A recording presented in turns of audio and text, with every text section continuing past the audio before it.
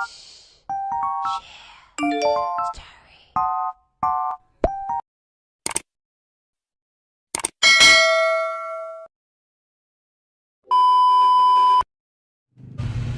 guys, good morning, and it's Friday. So finally, makakapag-rest day na din tayo guys kasi sobrang sakit na talaga ng likod ko. So anyway guys, katatapos ko lang din guys mag-prepare. So outfit check muna tayo guys. So since it's Saturday, so hindi tayo naka-uniform today. So punta na tayo sa work guys. Let's go guys! So, yan guys, nandito na tayo sa work, and then, before anything else guys, huwag natin kalimutan na mag-use ng glasses. So, it's an anti-red glasses, and everyday ko talaga siya guys ginagamit, kasi nga sobrang lapad ng screen ko, I mean yung monitor ko. So, sobrang sakit talaga ng mata ko guys kapag matagal akong nakatutok sa monitor ko. So, anyway guys, mag-coffee break muna tayo. So, yan, samahan niyo muna ako guys mag-breakfast. So, dyan lang muna kayo guys. Stay tuned guys.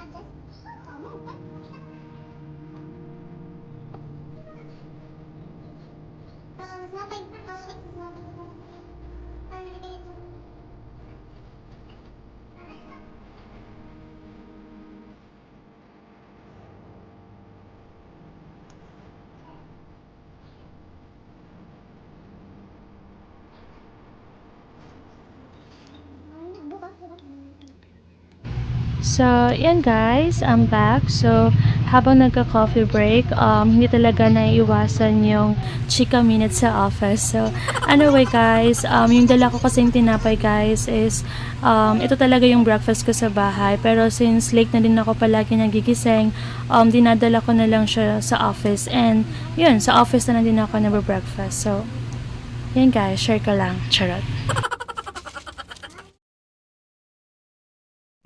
So, yan guys, katatapos ko lang din mag-breakfast. So, samahan nyo muna ko guys na mag-work. So, mag-start na tayo guys. Ayusin lahat ng mga paperworks and then yung mga kailangan since it's Saturday. So, meron tayong loading today guys. Kasi nga, on Monday, diretso na biyahe yung delivery team. So, yun, samahan nyo muna ko guys na mag-work. So, dyan lang muna kayo guys.